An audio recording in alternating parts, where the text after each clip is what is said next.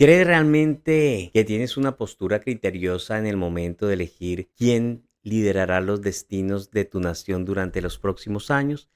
Te tengo una mala noticia. Lo más seguro es que no haya criterio alguno.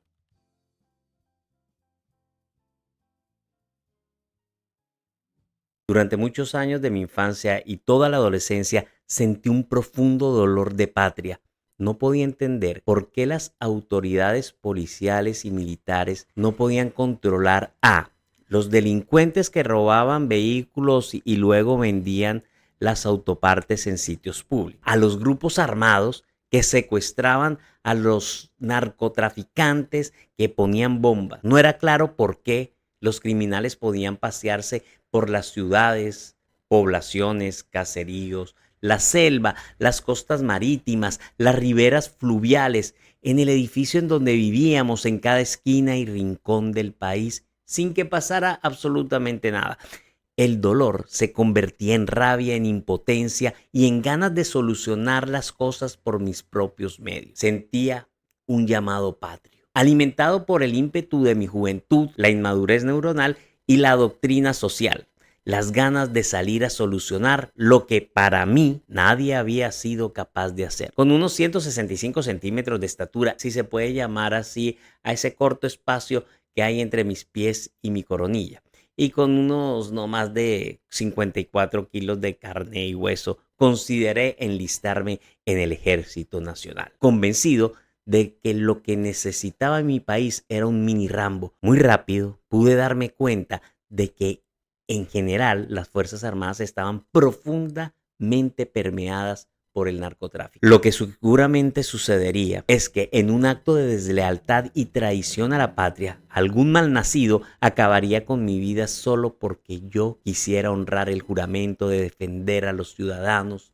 a las instituciones, nuestra soberanía e independencia. Perdería mi vida no en manos de un enemigo, sino de un traidor. Los años pasaron, el cerebro maduró, tanto las neuronas como la corteza prefrontal. Mi inquietud intelectual me permitió entender la historia, comprender cómo la política nos adoctrinó, justificando la violencia, como la romantizaron a partir de las gestas independentistas y cómo luego todo acto violento se ha ido justificando por unos y otros. Las guerrillas nacieron con algún tipo de justificación. Las FARC por el periodo de la violencia tras el asesinato de Gaitán, el ELN por el descontento social frente a la exclusión política, el M-19 por el robo de las elecciones a Rojas Pinilla.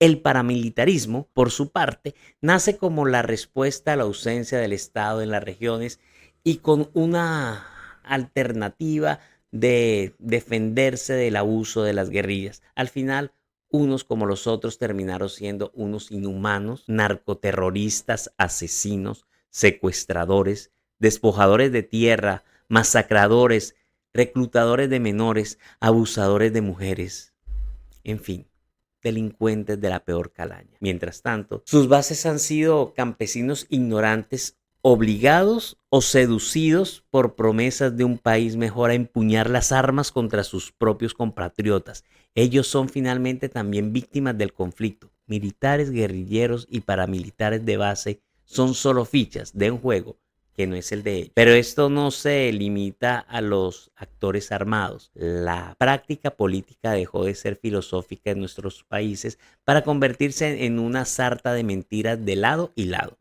Ahora los movimientos corruptos se rotulan. Los de izquierda son supuestos comunistas, a pesar de que el comunismo en su esencia no existe en el mundo.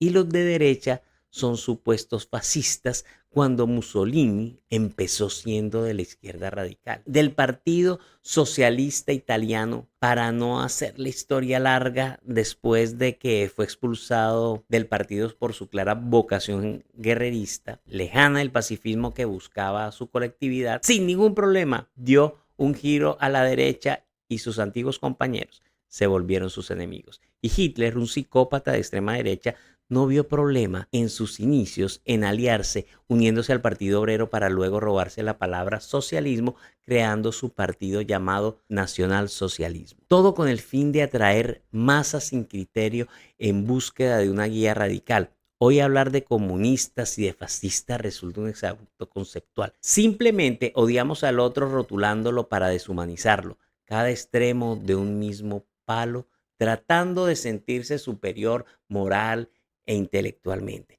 Mientras tanto, vemos a los políticos fortaleciendo sus egos y sus fortines de corrupción, una corrupción que ya es endémica. Sus seguidores son títeres con una mano metida en su trasero, ofendiendo a sus iguales desde una supuesta superioridad. El pensamiento crítico brilla por su ausencia. No importan los datos ni la información y cada uno se siente dueño de una verdad, que primero no es verdad y segundo carece de argumentos sobre el valor propio, basándose simplemente en denigrar al contradictor político. La deliberación no se ve, la decencia brilla por su ausencia, el equilibrio y la ponderación no son atributos de los debates. Vemos una profunda pobreza intelectual, conceptual y económica, de gente ufanándose de una riqueza que no tiene ni son capaces de producir. Mientras tanto, los verdaderos ricos siguen forrados en billetes y otros reniegan de la mala situación que no los deja ser ricos, o los ricos que no son y que no son capaces de ser. Entonces encuentran la justificación perfecta a su incapacidad integral atacando al que gobierna. Otros simplemente necesitan un enemigo para sentirse vivos. De los adoctrinamientos que hemos visto, padres, pastores, profesores, patronos, los políticos han sido los más efectivos. Un sector político cambió la constitución con actos de corrupción con el fin de perpetuarse en el poder. Llegaron con votos de paramilitares y en el Congreso ese presidente ilegítimo les pedía votar sus proyectos de ley mientras no estuvieran en la cárcel. En el plebiscito por la paz se opusieron porque supuestamente Timochenko iba a ser presidente. El propio gerente de campaña del no confesó que la estrategia era mentir para que la gente saliera berraca a votar, es decir, con rabia. Se ufanaron de la política de seguridad porque los ricos ya podían volver a sus fincas, mientras en ese mismo periodo de tiempo 3.4 millones de colombianos salieron desplazados de sus tierras por la violencia. Masacres, despojos, desapariciones forzadas mancharon con sangre la tierra en donde antes hubo amor, prosperidad, animales y cultivos, un cuento mal echado de la seguridad que el 80% del país se creía. Recuerdo en 2004 que propuse al comité ejecutivo de la empresa en donde trabajaba apoyar a los desplazados por la violencia, y les voy a dar un ejemplo claro de la insensibilidad de los privilegiados de la época. Un compañero y amigo con una gran sonrisa dijo: eso es fácil, solo es darles cartulinas y marcadores, haciendo referencia a los carteles que los desplazados hacían pidiendo ayuda en los semáforos de la fría, insensible, indiferente e inhumana Bogotá de principios de siglo. Personas que fueron felices en sus tierras calurosas, fértiles, cosechadas y llenas de animales, tenían que someterse al desprecio de una ciudad que solo pensaba que ellos la afeaban. Esos mismos entusiastas del no hicieron campaña diciendo que el presidente actual iba a volver Colombia como Cuba o Venezuela, que se iba a perpetuar en el poder, que iba a cambiar la constitución, que el dólar iba a llegar a 10.000 pesos, que iban a privatizar y expropiar empresas, tierras y demás. Pero ni Timochenko fue presidente, ni cambiaron la constitución, el peso se revaluó, el desempleo bajó, los ricos son más ricos y ante esa evidencia siguen con el mismo discurso de hace 20 años. Es un adoctrinamiento perfecto. Defienden a Milei y a Bukele, que tienen sus economías en situaciones críticas, mientras Colombia y Brasil están mejor con gobiernos de izquierda. Pero el adoctrinamiento es tal que siguen respondiendo ante cualquier cuestionamiento con las mismas mentiras. Ahora, no es que el gobierno actual sea un dechado de virtudes. Se juntó con los mismos de siempre: clientelismo, corrupción e inacción en temas clave como la salud y la seguridad.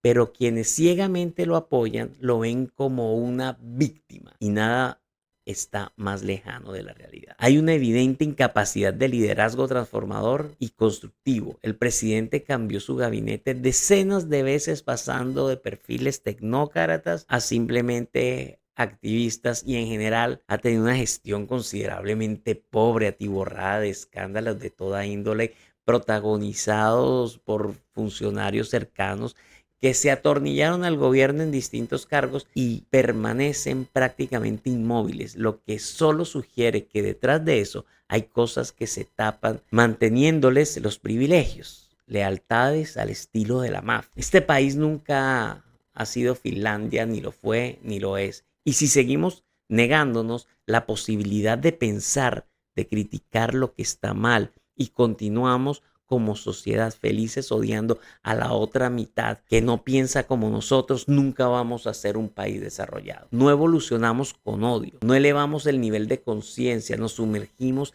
en un gran lago de mierda movediza y nos destruimos entre nosotros. Esa idea de que no hay más opciones que algún extremo del mismo palo es construida por el odio y la ignorancia.